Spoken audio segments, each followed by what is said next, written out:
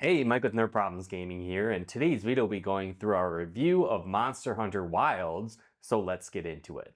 Now this is a third-person action RPG where you'll take on massive monsters by building your hunter and by crafting armor and weapons from your fallen enemies. Now the plot centers around exploring the Forbidden Lands and hunting down a mysterious white Wraith monster, while going on a quest to also reunite a young boy Nata with his village after it was brutally attacked by the White Wraith. Now the overall feel of the game is more like a boss rush game where you'll have brief story cutscenes followed by a boss encounter fighting a massive monster, and followed up by some preparation stages where you can build items, craft weapons and armor, and really prepare for the next oncoming monster fight. And so while it has a simplistic gameplay loop, it really becomes super addictive. However, with that, I think at times it can feel a little bit repetitive, especially if you decide to use the same weapon type over and over again as your attack style and play style, and some of the strategies you use will be very similar from fight to fight, as the combos don't really change much. But I think as you progress in the game and reach later hunts, it'll feel a little bit less repetitive as it becomes much more challenging. And there's other elements thrown into the mix, often with other monsters, environmental challenges, and more. Now, I'll say out the gate that I'm not a huge Monster Hunter fanatic, so I haven't played all of the games in the past to be able to really fully compare this one to potentially every other entry in the series. But I did feel like this entry, compared to others that I've played, did hold your hand a little bit more. And for me, as being a non-hardcore fan of the series, I actually really enjoyed that. I think Monster Hunter as a genre has a pretty steep learning curve, especially if you're a newcomer to the series. And I think in this latest game, it really lets you gradually learn all the mechanics and doesn't try and shove them all down your throat immediately or give vague explanations for a lot of the features. And it kind of introduces you to concepts little by little. And so I definitely like that aspect of it, as it seemed like every new monster battle you started to learn a little bit more of the mechanics until you really got the hang of it. Another neat feature is that there's almost little firefly bugs that will guide you around the map, and you can actually even lock in specific locations and your mount will take you exactly where you want to go around the map. And so I find that helpful. The map often will have multiple different levels and layers, different shortcuts interweaving between different areas, and so it can get a little bit confusing on the best route or where to exactly go when you're trying to track down a monster. And so I found that really helpful to just kind of have it autopilot my character to where they were at. And it also gave you the opportunity to craft items on your way, heal your character, sharpen your weapon, and much more, really to prepare for that next encounter. I also really like that there's all kinds of different weapon types that you can use throughout the game. Each one really has their own unique feel and play style as well. And so this gave you a lot of flexibility on how you want to adapt your weapons to the monster you're fighting and your play style to really strategically combat them more effectively.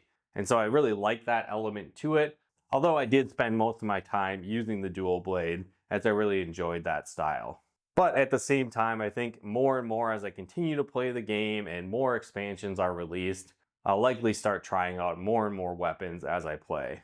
Now, I will say I felt like the graphics were really awesome. They really brought the world to life, especially the giant monsters. There's all kinds of different cool environments and biomes to explore. So you've got things like jungles, mountaintops, caves, deserts, vast plains, and much more.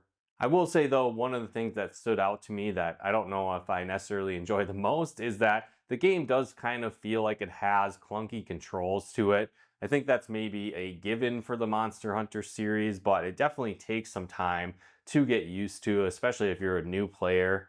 You really need to get used to the patterns of the various weapons you're using and how to control them effectively. Again, a lot of them are typically massive weapons and they're challenging to wield.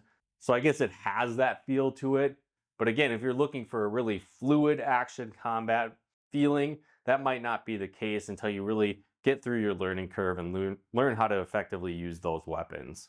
And with this, I often found myself struggling to get to the right item in time, or sometimes I would use the wrong item. And that whole aspect of switching between things on the fly was a little bit difficult. And so again, definitely expect to experience that unless you're a veteran Monster Hunter player. And again, I think if you're a newcomer to the series, that might be a little bit frustrating. But you do eventually get used to it the longer you play the game. Another element that I think stood out to me in this game is the fact that other Monster Hunter games I played really almost felt like you needed to play in groups with other players. But this one I did feel like I had more of a chance taking the game on solo. Plus it had a cool feature where you could send out flares to get other really AI controlled players to help you defeat monsters. So it still was like you were fighting in a party, even if you were playing in solo mode. And so I like that.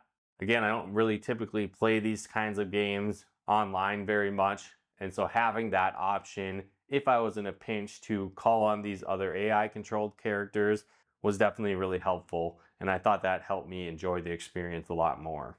Another aspect I really enjoyed was the feature of crafting and upgrading your weapons and armor throughout the game. So basically after each battle, you'll be able to harvest parts from the monsters that you defeated, and you'll be able to go back to town and utilize the blacksmith to create unique weapons and armor based on the items you take from these monsters.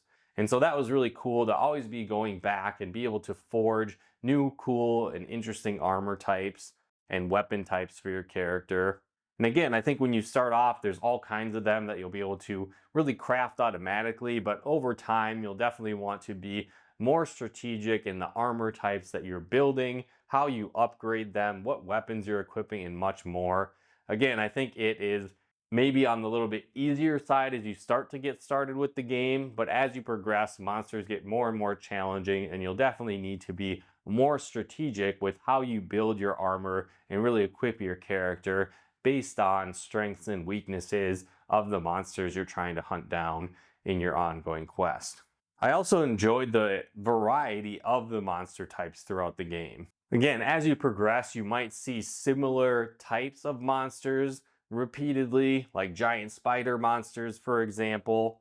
And while they may use kind of the base framework being the same, there is lots of differences between them. They have unique attack patterns, move sets, they look totally different. Sometimes they have strength areas that are different on some or kind of do less damage compared to others. They have unique breakable parts and much more. And so even though they reuse some aspects like that, it still managed to keep things fresh, even if they reused a base monster set in later aspects of the game. I also just thought it was really fun taking down these massive beasts in general. Again, I've not played a ton of the Monster Hunter series, but again, I really enjoyed taking down these massive beasts. It really felt like a challenge each time you were fighting them, and it gave you that feeling of accomplishment when you finally brought down this massive beast.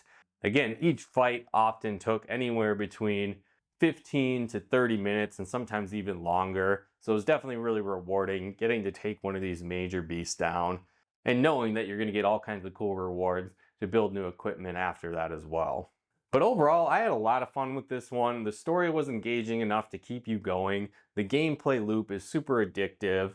And it was definitely really fun to always come back and build those new items and weapons to take on a new challenge of one of these massive monsters. I liked how they streamlined a lot of the features of the game as well to really help you get through your learning curve faster in the game. I think it's a great entry point for newcomers to the series, but I think veterans will certainly enjoy this one as well.